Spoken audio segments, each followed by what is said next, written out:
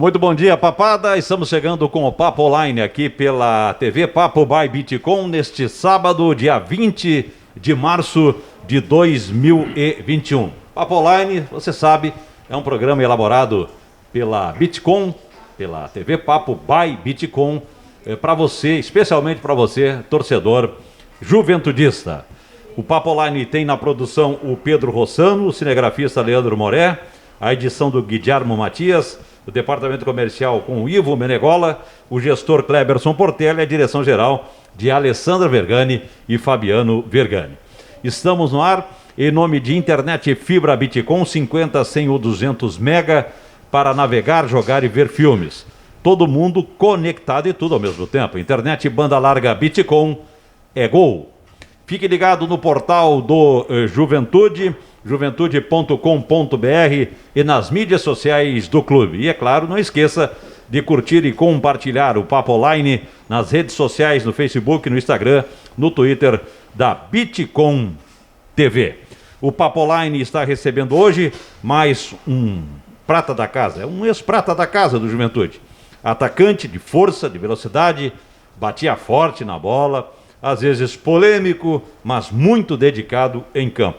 Falo de Luciano Perassolo Simoneto Fonseca, também conhecido como Luciano Fonseca, ou no mais popular, conhecido como Luciano Marreta.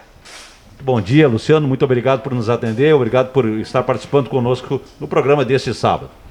Bom dia, eu que agradeço o convite, né? É sempre muito gratificante estar aqui, principalmente falando do nosso glorioso Juventude. E vamos falar da tua carreira, da escolinha para o time profissional do Juventude. Como é que foi isso? Eu comecei no Juventude, eu tinha 7 anos, né? Os treinos eram lá na antiga sede, onde tinha os karts, e os treinos eram só domingo de manhã. Aí um dia o Jonas passou, morava perto do Jacone, aqui na Guia Lopes, e eu tava jogando na rua, o Jonas passou, convidou pra ir pra escolinha de Juventude. Eu falei, não, eu já jogo nos domingos. Ele, então vem treinar no time de competição. E aí começou a minha trajetória, né? E, como eu falei que era meio campo, no primeiro treino ele falou, corre muito, pensa pouco, vai pra ponta. E foi onde eu fiz a minha carreira toda. Corre muito. Muito e pensa pouco. Resumiu? Resumiu o primeiro treino. E aí tu te consagrou depois? Me consagrei, porque eu tinha muita velocidade, né? Então eu sempre usei isso como um ponto forte. Às vezes até extrapolava um pouco, né? Mas com o tempo da carreira a gente foi adquirindo algumas artimanhas que nos ajudaram bastante. Muito bem. Como é que foi a passagem assim na base? Com quem que você atuou? Tu lembra da tua safra ali, dos jogadores, seus Sim. companheiros? Porque o Juventude sempre, né, tem tradição teve assim essa tradição de revelar jogadores, né, Luciano? E bons jogadores, na verdade, e a tua safra também foi uma boa safra, imagino que sim, eu não recordo todos eles, enfim, mas como é que foi essa safra, os técnicos que você trabalhou desde da escolinha, passando pela base, chegando no time profissional? O primeiro treinador foi o Jonas, né? Aí teve o Sérgio, o seu Arno, aí veio o Miguel Amaral, o Zanrosso, Mano Menezes, o Plen, Luizinho, o Péricles, acho que foi um dos últimos. E o time tinha o Diego, o goleiro, o Adriano Chuva, Michel, Marcelo, teve o Pontes, Wagner, centroavante, né? Luiz Oscar, o Kiko, Serginho. Então teve bastante jogadores que atuaram, muitos deles foram campeões da Copa do Brasil, né? Então era mais difícil naquela época um pouco, em termos de estrutura, né? Não tinha hoje os campos de treino, era um treino na semana, tinha que dividir o campo, mas foi uma safra boa, bastante jogadores rodaram o mundo, né? E a gente tem um grupo, tem contato, até esses dias a gente fez um caju, né? Onde ganhamos, e foi bem legal nos reunirmos. Esses jogadores que tu citaste aí, todos esses jogadores fizeram carreira no futebol, né? Todos. Foi uma safra que carreiras assim brilhantes, né? Todos. Teve jogador que pegou seleção, né? Vários pegaram na base. E todos passaram por times grandes, né? Muitos jogaram fora do Brasil. Estão todos aí com a vida legal, né? A gente tem contato aí, então é bem legal ter esse convívio ainda com eles. Tu foi para o Juventude. A tua família é juventudista, torcedor naquela época. Já quando tu foi para a escolinha, já eram todos torcedores juventudistas. Como é que foi isso? Como é que foi esse direcionamento para a escolinha do... Claro, teve o olho clínico aí do Jonas, né? Mas como é que foi isso?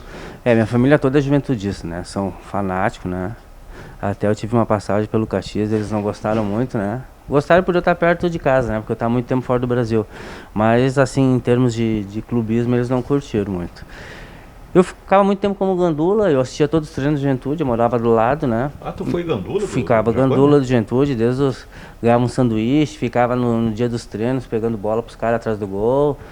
Então, eu tenho um convívio com o Juventude, assim, desde os meus 7 anos até, né? Eu não tinha treino, eu estava ali no estádio, ajudando o Zico, na rouparia. Então a minha história foi toda feita dentro do Esporte Clube de Juventude. Teve títulos na base? A gente vai, campeão municipal, campeão a copinha, né, tipo Serrano, e um vice-estadual em 97, que o time do Inter era muito forte, não tinha como bater eles, que eles tinham sido campeão da Copa São Paulo, era o Guto Ferreira, né, então a base deles era muito forte.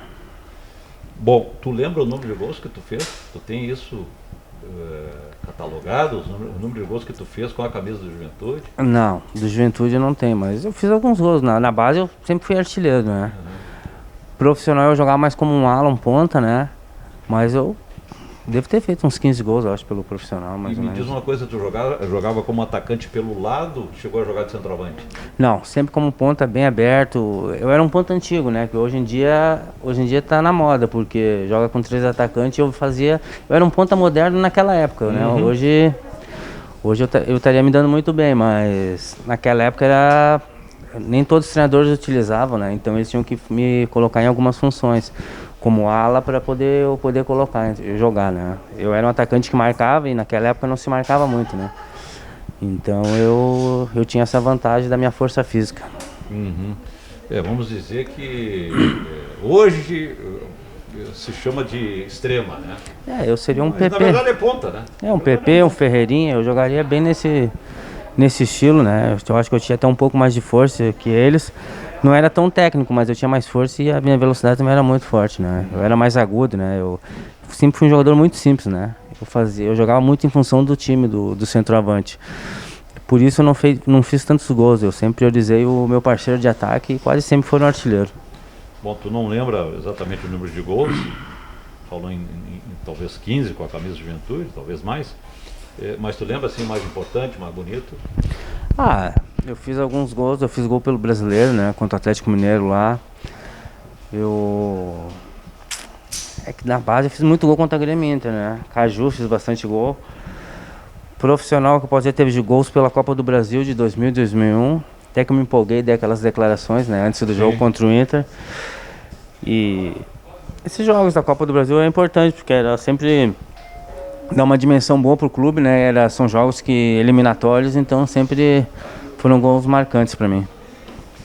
Bom, nós estamos com o Papo Online deste sábado, recebendo aqui o Luciano Marreta, mas um jogador formado no Juventude, tem uma história, né? Começou na escolinha, foi gandula, estava sempre presente no estádio, chegou ao time profissional e fazendo parte daquela safra de jogadores como o Diego, como o Fernando Menegas estava aí. Menegas, né? Marcelo Costa, ele foi seleção Chuva brasileira, Marcelinho Costa, Michel, enfim, né? Chuva. Então o Chuva, Adriano Chuva, centroavante, quer dizer, uma safra importante de jogadores revelados pelo Juventude naquela época. O Papo Online é para a internet fibra Bitcom, 50, 100 ou 200 mega, para navegar, jogar e ver filmes, todo mundo conectado e tudo ao mesmo tempo, internet banda larga Bitcom é Gol. Fique ligado no portal do Juventude, juventude.com.br, nas mídias sociais do clube. Bom, você, na tua carreira, Luciano, foram vários clubes, né, com títulos, inclusive, títulos importantes. Mas vamos assim, se tu quiser até dar uma pincelada naquele título assim que tu acha mais importante. Eu sei que em 99 tu estava no grupo de jogadores do Juventude, campeão da Copa do Brasil. Não sei se tu chegasse a atuar, mas estava naquele grupo. Mas vamos nos deter com as tuas experiências no futebol do exterior. Por exemplo, em 2004, Acadêmica de Coimbra. Portugal. E aí, como é que foi essa? Foi emocionante. Foi a tua primeira experiência fora do Brasil? Foi. Foi a minha melhor experiência, porque eu estava muito bem fisicamente. Então eu fui artilheiro do time, em um ano eu renovei 2, 3 vezes o contrato, sabe? Eu dei um salto financeiro na minha vida, né? O euro estava quase 4-1, né? Na época era muito bom. E eu estava voando, é como, sabe quando tudo que tu faz dá certo, era 2004 a 2007, foi assim na minha carreira. E no futebol tem isso, né? O jogador tem uma fase assim, né? Não existe aquele jogador que ele vai jogar bem sempre, né? Não. Claro que tem um jogador de exceção que, mesmo ele estando mal num lance, ele pode definir um título, um jogo, enfim. Mas isso é importante, né? Estar bem, né? E ter esse ciclo, ter essa boa fase. Com certeza, ainda mais o estilo de jogo em Portugal, que era com 3 atacantes, encaixou certinho com o meu, né? E eu tinha nós jogava eu na direita e com 2 centroavantes. Era o Marcel e o Dário, que era um da seleção de Moçambique. Então eu fazia jogada de linha de fundo, o time jogava em minha função, jogando a bola no espaço para eu chegar cruzando para os 2 centroavantes. Então nós ficamos 14 jogos invictos, né? Porto, Benfica, a gente ganhou deles todos. Então foi muito legal, cara. Depois de 2007, aí tu saiu para o Nacional da Ilha da Madeira. Fui disputei a Taça UEFA, né? Nós tínhamos uma equipe muito boa, né? Jogadores que depois saíram dali, passaram por Porto, Benfica, seleção da Suíça, o goleiro Benago, né? Disputou a Copa do Mundo. Então, infelizmente na Taça UEFA a gente perdeu nos pênaltis pro Rapid da Romênia. Mas são momentos marcantes, né? Morei na Ilha da Madeira, um lugar legal. Depois Grécia, vários lugares que joguei, né? Nós já vamos chegar no futebol grego. Mas essa primeira experiência fora, como atleta profissional, talvez assim a adaptação em Portugal foi um pouco mais rápida em função da língua, dos costumes, né? Foi. A gente até brincava que o Luiz Fabiano chegou no Porto e disse que não se adaptou, né? Com a comida, com o idioma, né? Mas a gente brincava, mas como é que não vai se adaptar ali, né? Ainda mais no Porto, ganhando, que ele devia ganhar uns 300 mil euros, né? Aí foi pra Espanha e depois ele se adaptou, né? Então, às vezes os caras botam uma desculpa, né? Pra dizer que não se adapta, mas facilitou. Eu joguei em outros países onde a língua é bem difícil, né? Um treinador era da Sérvia, o tradutor era espanhol e eu achando que o treinador estava me elogiando e ele estava me xingando, mas tá tudo certo. Pois é, então me fale aí. Futebol grego, 2008 no Iraklis. É isso? Iraklis. Fui muito bem, fui artilheiro do time, fiz o segundo e o terceiro gol mais bonito do campeonato, né? Uns gols belos de fora da área, né? Pancada, ninguém esperava, todo mundo achou que eu ia cruzar e eu botei pro gol, né? E teve essas situações, né? Tu entrava no vestiário, às vezes os caras estavam rindo, nós eram 3 brasileiros, e tu via que eles estavam falando mal da gente, né? Porque tem essa rivalidade, né? Porque quando ganha era eles, quando perde eram os estrangeiros, né? E daí num jogo eu achei que tava bem, indo pra cima, aí o treinador me xingando, malaca, aí eu, deve tá bem, né, cara? Deve estar me elogiando. Cheguei no tradutor e o treinador botou a mão na cabeça, capaz, o cara tá te xingando que tu não toca a bola pros caras. Aí eu falei, Aí aprendi que aquilo ali não era um elogio, era um xingamento, né? Mas a gente aprende, né? Dificuldade pra comer, pra tudo, né? Tu aprendeu a língua? Eu joguei 2 anos, né, na Grécia, em 2 clubes diferentes. A gente aprende alguma coisa, né? Então, quando eu tomava uma cervejinha, eu falava até árabe, né? Não tem o que o cara não falasse, claro, né? Certo. Bom, isso 2008, né? No Iraklis. Depois 2009 no Anagens Karditsa. Karditsa. Aí foi mais complicado ainda, porque ali eu tava sozinho, não tinha tradutor. Eu era o único brasileiro na equipe, né? Então ali eu sofri, dá pra dizer que eu comi o pão que o diabo amassou, cara. O clube não tinha tanto uma estrutura tão boa, né? Financeiramente foi bom, mas fora isso foi bem difícil. Condições de trabalho não eram das melhores e muito frio, sabe? Teve um jogo que eu pedi pra sair que eu não aguentava o meu pé, não conseguia bater o escanteio, as faltas, não sentia a bola. Tava nevando, o campo lá. E ele não tirou, deixou até... Fiquei uns 3 dias com os pés congelados, mas faz parte da carreira, né? Às vezes os caras acham que é só o glamour, mas às vezes o cara passa passa um perrengue longe de casa, passando Natal, longe da família, né? Tipo, minha filha tem 17 anos, acho que eu passei 2, 3 aniversários junto, né? Agora que eu tô tendo um convívio maior, tô tentando reconquistar, né, a confiança dela. Mas tudo isso é a carreira, né? A gente escolhe o que a gente gosta, o que a gente quer, né? O que vai dar um retorno financeiro. Nem todos os clubes teve esse retorno, mas eu fiz o meu melhor dentro das minhas condições, né? Bom, futebol grego, do futebol grego tu foi pro futebol do Vietnã. Vietnã, foi muito bom.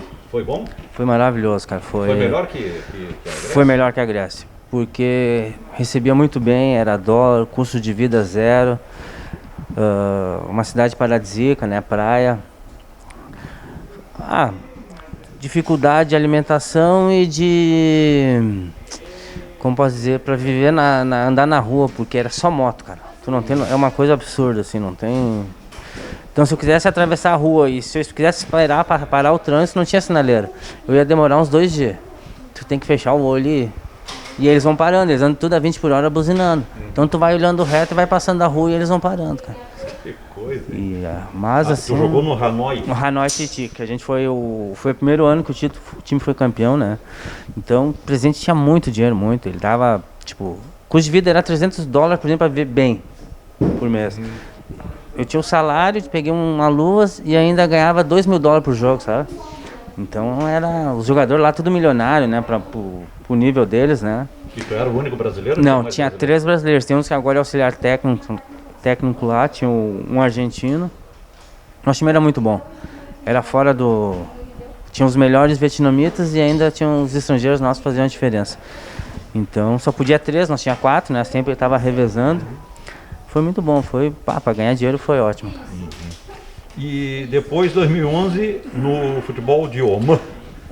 No Ali Sidab de Oman. Sim. Foi bom, cara. Em termos de estrutura também não era dos mais, né? Recebia em dólar. Só treinava às 10 da noite por causa do calor, eu trocava o dia pela noite. O treino era um X-tudo.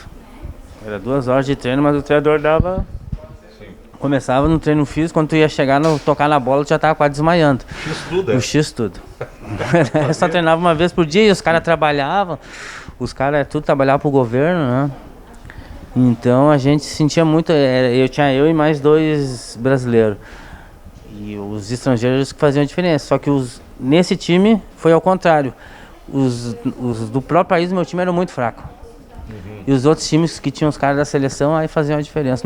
Os estrangeiros, nós não conseguíamos fazer a diferença. Nós fazia gol quase todo jogo, sabe? Eu, era o batedor de falta. Era do meio da rua, o treinador mandava bater pro gol, cara. Porque os goleiros lá, o nível são muito baixo, sabe? Então eu fiz 3 gols de falta, sabe? Mas é amador, cara. É algo assim que a gente não... É difícil, sabe? Tipo, os caras têm qualidade, mas não conseguem desenvolver, né? Eles treinam tudo, é amador. Às vezes tu tá com fardamento, outro dia o cara chega pra treinar sem fardamento, sabe? Mas eu aceitei o desafio, né? E tu conseguiu te adaptar aos costumes? Comer com a mão, cara, comer com a mão foi difícil. Os caras não usam papel higiênico, é só no chuveirinho. Aí os caras pegam depois, vão sabendo dessa regra, aí eles pegam a comida e botam na tua boca pra tu comer, né, cara? E o cara vai, com o olho cheio de lágrimas, e tu vai comendo, né? Porque tu não vai fazer o quê, né? A gente... falta, o cara falou, eu olhei pro outro brasileiro, né? Tinha um tradutor, às vezes ele falou, não, come, isso não é falta de respeito. O cara fechava o olho assim, comia, né? Mas, e tudo de joelho, né, cara? Às vezes eu saía dali, eu saía meio... Tinha que comer de joelho, nas barraquinhas, sabe? Mas, é o estilo dele, sabe, cara? Ficou 1 ano lá? Eu fiquei 6 meses, acho, em Oman. 6 meses? Um calor, mas um lugar legal também, sabe? Vietnã 1 ano? O Vietnã foi quase 1 ano, a gente foi campeão, o Oman foi 1 ano. Eu fiquei no Chipre também, eu fiquei uns 50 dias no Chipre disputando amistosos. Fui pra Coreia também, joguei amistosos. Isso eu não coloco porque eu não cheguei a disputar jogos oficiais, né? Eram contratos pra... E recebia tudo, mas não foi... Eu não contabilizo isso, sabe? Mas são períodos legais, no Chipre era bem legal, cara. Eu morava em Nicosia, sabe? É uma ilha. tinha a bandeira da Turquia em cima do morro, assim, eles têm uma rivalidade, sabe? Tem várias histórias legais, sabe? Me perdi, um dia saí pra ir num bar lá, bebi, depois esqueci onde eu morava e o taxista querendo brigar comigo, não sabia, parei na frente do McDonald's, esperei o dia amanhecer pra poder voltar pra casa outro dia. Que é As coisas, não conseguia falar, eu notei no papel e ele não entendia inglês, nada. São os perrengues, né? Quando o jogador vai para esses mercados, Luciano, é para fazer o famoso pé de meia, né? Não tem outra opção. O Tirando Portugal e o Grécia. Sacrifício, os caras, não, porque tu jogou em Portugal, não sei o quê, na Grécia. Mas isso aí tem um custo, né? Tem. Tu tenha talvez a valorização financeira, tu vai dar o salto para o teu pé de meia, mas em contrapartida também tu tem muitas dificuldades. Muitas dificuldades. O Réveillon, eu passei em Oman comendo McDonald's sozinho, né? Em Portugal eu fui para casa de um jogador que jogava no esporte e ele morava em Braga, que era da família dele. Então eu peguei o ônibus, o trem e passei o Réveillon dentro do trem. Depois cheguei na casa do cara, já era meia-noite e pouco, sabe? Do trem e tal. Então muito tempo sozinho, sabe? E é difícil, né? Eu já era casado, né? São várias escolhas que a gente faz. A gente é novo e a gente acha que passa por cima, mas depois a gente sente falta, né? Eu convivo com a minha filha hoje, se eu soubesse, eu teria feito diferente, muitas coisas. Mas eu não me arrependo, sabe? Porque foi escolhas na hora e depois não volta mais, né? E tu conseguiu cumprir com o teu objetivo? Tu conseguiu fazer esse pé de meia? meia? Eu consegui. Eu tenho apartamentos, eu tenho alguns aluguéis que me ajudam na minha renda. Então eu poderia estar muito melhor, né? Porque a gente, como o dinheiro vem, a gente, né? Uhum. E eu sempre fui um cara que gostou do extracampo, né? Sempre me atrapalhei um pouco nisso, né? Eu sempre, eu nunca admiti só que eu tinha um problema, eu nunca achei que só ser um atleta. Eu queria curtir minha vida. Eu joguei, mas eu curtia a minha vida, sabe? E foi uma das coisas que me atrapalhou, sabe? Eu deveria ter, se eu fosse um pouquinho mais extracampo, me conduzir um pouco melhor, com certeza as coisas teriam corrido melhor. Eu sempre treinei bem, sempre fui um ótimo profissional, mas eu poderia extracampo ter agido melhor, gerido melhor a minha carreira, porque eu perdia, sabe? Se eu quisesse ir num bar, jantar, tomar uma cerveja, eu ia. Eu não conseguia controlar isso, ficar em casa. Falei, não, mas eu joguei, fiz o meu melhor, por que eu não vou poder ir? Mas depois, hoje, já analisando, eu vejo que, né, eu acho que seria uma falta de respeito com a torcida, com o pessoal. Naquela época eu não pensava assim, eu pensava no Luciano Pessoa, né? Na minha família, que eu queria ir, queria estar com eles, queria fazer um churrasco, por que eu não poderia, se eu tinha feito o meu melhor dentro do campo? Mas não é assim, né? A gente somos pessoas públicas. Hoje eu enxergo isso, mas na época da minha carreira, muitas vezes fui cobrado, tive contratos rescindidos por causa disso, por bater de frente e querer viver a minha vida da forma que eu queria mesmo. E isso me prejudicou muito, financeiramente. Aí chega o momento de parar, de encerrar a carreira. Esse é um momento muito difícil para o atleta profissional. Tu chegou a planejar ou foi uma consequência? Daqui a pouco deu um estalo, não, daqui um mês, 2 meses, 1 ano eu vou parar de jogar. Tu chegasse a planejar essa parada, não? O encerramento da tua carreira? Eu planejei. Eu sempre aboli nos clubes jogadores que vinham só para roubar o time, sabe? Isso aí só tá roubando. No primeiro clube que eu fui jogar, no último, né, quer dizer... Roubando quer dizer... só receber, não jogar, saber que não conseguia jogar mais e tava ali só. No primeiro clube que eu vi que eu já tava nesse coisa, eu parei. Foi no Goiás? Não, foi no Santa Cruz do Rio Grande do Norte, 2014. Eu ainda poderia jogar mais uns 3, 4 anos, sabe? Só pelo nome, sabe? Uhum. Mas o clube ia estar investindo legal, querendo um jogador que não era mais, que não tinha a mesma força. Vivendo muito do passado? Ia estar tirando espaço de um outro, sabe, cara? E aquilo me fazia mal, porque por eu gostar de futebol, eu fazia o meu melhor. Daí eu não conseguia... Eu acabava o jogo, eu saía muito frustrado, sabe? Uhum. Porque aparecia situações assim, bom, agora eu vou na cara do gol, vou botar o goleiro pra dentro. Quando eu ia pegar a bola, o zagueiro já tinha me atropelado já, né? Então eu esperei acabar o contrato, falei com o clube, para mim deu, não dá mais e tal. E eu planejei assim, tudo que eu planejei mais ou menos está acontecendo. Fazendo faculdade, tô dando aula em escolinha. Foi o que eu imaginei, sabe? Claro, eu faço educação física, bacharel. Na UX agora. E dou aula na Pafut, né? Antes eu dei aula na escolinha do Grêmio, então eu mais ou menos o que eu imaginei está acontecendo, né? Até esse tempo que eu trabalhei na Marco Polo, eu tinha planejado, sabe? Porque eu queria dar um tempo total no esporte, né? E depois eu senti muita falta. Eu precisei me afastar um pouco para, né, tipo, dar 2 passos para trás para abrir um pouco o meu horizonte, né? E agora eu entrei de cabeça com tudo, né? Estou me especializando, aprendendo mais sobre a parte teórica da educação física, né? Fazer um bacharel, depois faço uma licenciatura e vamos ver o que vai ter pela frente. Tu quer seguir como preparador físico, técnico de futebol, não? Técnico. Técnico? Técnico, auxiliar, na área. Preparador físico não é. No campo? No campo, eu gosto no campo. Eu gosto de ensinar bastante os meninos, sabe? Eu gosto de ensinar bastante fundamento. Porque eu acredito, se não tiver uma base boa ali de fundamento, domínio, passe, cada categoria que surgir, o treinador seguinte vai perder muito tempo para ensinar. Porque eu convivi com isso na minha carreira.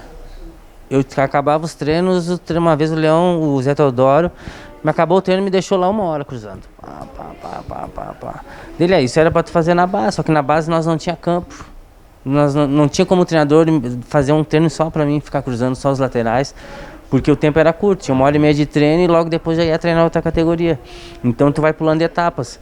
Então o que eu faço nas categorias que eu estou agora, que são dos pequenos, né, 7, 9, 11, 13 anos, eu dou muito trabalho de base, eu dou ênfase nisso, para na categoria seguinte eles já chegarem já pronto para fazer um outro tipo de trabalho, o treinador não perder esse tempo, né?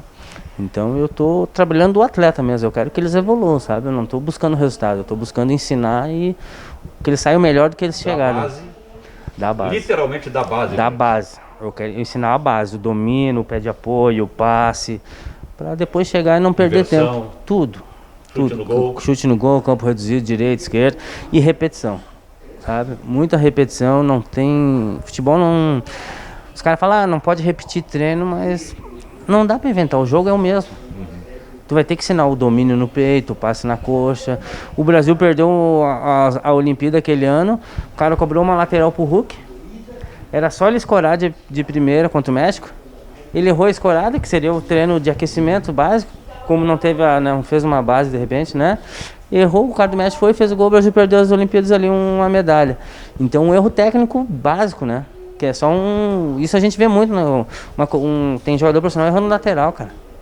Não pode, isso, sabe? É verdade. Eu acho inadmissível. Cobrança de lateral com a mão. Com a mão, que é a função dele. Eu acho inadmissível. Tem cara que erra 2, 3 vezes no mesmo jogo, sabe? E tem jogos que tu vê que o juiz não dá que tem reversão, mas aí é um erro de quem vai receber. Porque o cara tem um movimento, o cara não pode receber tão perto, senão o cara que vai cobrar não vai ter não vai fazer o movimento. Então é um erro tanto de posicionamento, de movimentação, sabe? É tudo isso a gente procura ensinar. O cara não vai receber próximo e o cara que tá com a bola na mão tenha calma. Enquanto eles não fizerem o movimento, não cobra o lateral, senão tu vai errar, né? O futebol perdeu muito isso, né? Tanto é verdade que tu vê o aproveitamento de bolas colocadas na área, de cobrança de escanteio, das faltas laterais, das cobranças de falta direta, né? Quando sai um gol de falta, os caras ficam comemorando 1 ano, né? Não tem. Isso é até preocupante, né, Luciano? Porque acontece nos grandes clubes. O Flamengo tá anos sem fazer gol, né? É isso aí, nos grandes clubes. Foi o Diego o último, né? E ó que o Flamengo, cara, um clube que queria muito jogadas de área, de falta na frente da área. Cada jogo eles têm 3, 4 faltas na frente da área boas, né? O São Paulo também tem bons batedores, mas hoje em dia tu não vê, cara. Acho que o melhor batedor que tem no Brasil é o Neymar ainda, cara. Porque o cara, pra mim, eu ainda que faz a diferença ainda, sabe? Como na bola parada. Pois é. Por fim, Luciano, eu não poderia deixar de falar sobre isso, né? Porque em 2001, na véspera de um Juvenal no Japão, era pelo Gauchão ou era pela Copa do Brasil? Pelo Gauchão. Gauchão? Pelo Gauchão. Nós tínhamos jogado pela Copa do Brasil e eu dei essa entrevista, né? Tu deu, mas foi antes do jogo pelo Gauchão ou foi pela Copa do Brasil que tu chegasse a dizer, ó, a declaração foi mais ou menos isso, que aliás esquentou o clássico, né, diante do Nacional, nós vamos passar por cima deles. E o Juventude venceu por 4-2. Isso foi Gauchão ou foi Copa do Brasil? Foi gauchão. Nós jogamos pela Copa do Brasil contra o Comercial. Aí eu tinha feito o gol, nós chegando de 5-0, nós tinha atropelado o time. E eu tinha muito de conversar isso com o Wallace, né? Com o pessoal do... vamos atropelar os caras hoje, né? Aí o cara veio me entrevistar, eu empolgar, nós vamos atropelar o Inter aqui. Sábado eles vão vir aqui, nós vamos passar por cima deles, vamos amassar eles. Eu acho que um dos caras que ouviu foi eu. Aí, outro dia, tava lá na imprensa, chegou no vestiário, ele dos Anjos me chamou, botou a mão na cabeça, tá louco, rapaz, tu incentivou os caras, tu tá proibido da entrevista e tal. Eu falei, beleza. Aí o cara do Inter pegou, botou no vestiário, o jogador do Inter, faltou com respeito e tal. Mas em nenhum momento eu pensei nisso, né, cara? Mas o Juventude tava naquela época que passava mesmo por cima. Foi um né? impulso? Tu já Foi um impulso, era de falar no treino e falei sem sim. pensar, sabe? Tipo aquela do Marinho lá, aquela sabe? Certo. É o modo de falar, não parou pra pensar, né? Não entrou oxigênio no cérebro. E daí dei a entrevista. Aí os caras do Inter e tal. Chegou no jogo. E Deus não dá asa pra cobra, que teve um lance que eu entrei driblando e bati cruzado, passou raspando. Se eu faço gol, eu ia abrir a boca no microfone. Né? Aí não fiz o gol. 4-2. Aí passou 15 dias, estreia do Brasileiro no... Quer dizer, 4-2, realmente o Juventude passou por Passou, cima. eles acharam os 2 gols, eles acharam, sabe? Sim. Foi um de pênalti e um que o Lef. E depois o Dauri, naquela fase maravilhosa, né? Aí fomos jogar com o Inter no Beira-Rio, 2-0 ganhamos dos caras. Saiu no Brasileirão daí. Eu cavou uma falta, o finalzinho do jogo eu cavei uma falta no canto, assim, os caras do Inter me arrastaram pra fora, assim, lá perto da Coreia, quase me jogaram pra dentro do negócio. Acabou o jogo, eu só levantei, olhei assim, o Ira veio. O Ira tinha 2 metros. 2 metros, e louco, né? Mas eu olhei, 45 segundos tempo, eu dei um pique e não sabia de onde que eu tirei gás, me joguei pra dentro do vestiário, os caras fecharam a porta, ele tentando entrar, né? Mas tem uma vez contra o Inter... Isso reflexo daquela declaração. Reflexo da declaração. Ele falou que não podia faltar com respeito com o Inter. Ele deu entrevista na Placar e tudo. Sendo que isso, antes do jogo, eles botaram bala de mel, tudo na boca do túnel ali pra... essas macumba, coisa, né? Nós, antes de entrar em campo, pegamos e comemos umas balinhas ainda. Que é isso? 2-0 a estreia do Campeonato Brasileiro. 2-0 no Beira-Rio. No Beira-Rio. Um gol do Fernando, um golaço, do Benegas e um do Edinho de falta. E o time dele era time bom, não era ruim, sabe? Edinho lateral direito. O Edinho lateral direito lá de Bagé. Batia bem na bola. E o nosso time, até o Hélio brincava muito com ele. Um cara que bate na bola que nem tu. Toda vez que chega no fundo, ele cortava pra cruzar pra esquerda. Com a esquerda. Em vez de usar com a direita, que era boa, ele... E o Hélio cobrava muito ele isso, né? Era uma época muito boa, sabe, cara? Mas queira ou não, por impulso ou não, sem pensar ou não, tu caiu nas graças da torcida do Juventude. Não. Até porque naquela época ali o Juventude nosso time era ganhava do Inter, né? Com o Grêmio não tinha jeito. Até nós ganhamos aquele ano 4-3, sabe? Em 2001 o Juventude foi vice-campeão gaúcho. Né? Foi vice, perdemos pro Grêmio. O time do Grêmio era muito forte. Foi o ano que eles foram campeão da Copa do Brasil com o Tite, né? E nós perdemos 3-1 aqui. Aí fomos pro jogo no Olímpico, lotado o Olímpico, né? Transbordando. O Elisandro fez um ferrolho, não, vamos jogar com 3 atacantes, eu, o Dauri e o Manzi. Fez um esquema, treinou, fechou tudo, coisa. 1 minuto de gol, 1-0 o Grêmio, quebrou o esquema. Você foi todo. Não tem, cara. Os caras estavam numa fase, né? O Anderson Polga foi, Marcelinho Paraíba, Luiz Mário, os caras tinham um time muito forzinho, Tinga. Luciano, para a gente fechar esse bate-papo muito legal, o que significa efetivamente, o que significou o Juventude, o que ainda significa para ti o Juventude na tua carreira como atleta profissional? E a realização de um sonho, né? Porque todo garoto que planeja ser jogador, ele tem que ter um começo, né? Ele tem que ter esse apoio. O que significa o Juventude? Bom, Juventude significa emoção, né? Significa a base de tudo, né? Juventude pagou meus estudos, Juventude ensina o cara a ser homem, né? Porque a gente tinha que ter uma disciplina, né? Eu sempre fui muito indisciplinado em casa, né? Eu sempre fui um cara muita energia e meus pais não davam conta de mim. E no Juventude eu era outra pessoa, né? Eu seguia a risca. O esporte pra mim foi isso, é disciplinador, sabe? Ó, se alguém quer ter um filho que não dá jeito em casa, bota no esporte, não sei, qualquer esporte, que ele vai aprender ali, porque o treinador ele vai doutrinar a pessoa, sabe?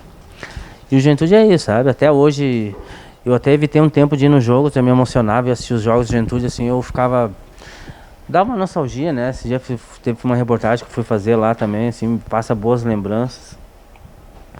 Mas o Juventude é a minha casa, né, cara? Eu fiquei um tempo fora ali, tentei não tá presente, mas hoje eu acompanho bem, eu torço, eu tenho apartamento, tenho residência próxima, moro próximo também, sou sócio. E minha família toda é juventudista, né? Então agora eu sei que futuramente eu ainda vou trabalhar ali na base, né? Já tive contatos já também. Não é o momento ainda, eu preciso... É tudo um degrau, né? E não tenho ambição de chegar num profissional, por enquanto, sabe? Não é a minha, não... Eu gosto de trabalhar com a gurizada, sabe? De ensinar, eu quero procurar passar o que eu aprendi bastante, sabe? Eu acho que é isso que precisa, eu acho que se eu posso ajudar o clube vai ser nesse sentido, numa categoria de base e ensinar o que eu aprendi, né? Alguns atalhos que estão se perdendo hoje em dia nas categorias de base, né? Tá certo. Luciano Marreta, Luciano Fonseca, o Luciano Perassolo Simoneto Fonseca, muito obrigado pela tua atenção conosco aqui da TV Papo by Bitcom, obrigado pela entrevista, foi muito legal mesmo, trazendo muitos detalhes aí, uma linguagem também muito própria do futebol. Muito obrigado mesmo. Eu que agradeço, né?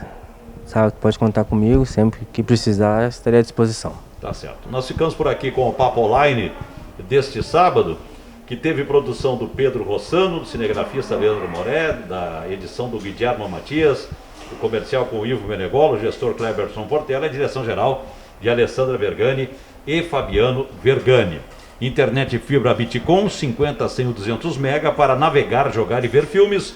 Todo mundo conectado e tudo ao mesmo tempo. Internet banda larga Bitcom é Gol.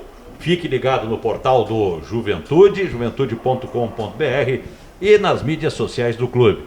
E não esqueça de curtir e compartilhar o Papo Online nas redes sociais, no Facebook, no Instagram, no Twitter da Bitcom TV.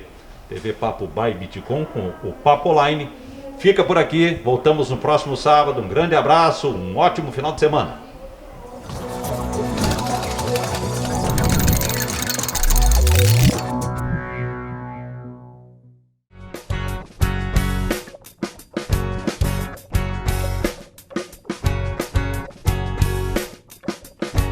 Muitas coisas a gente aprende ao longo da vida.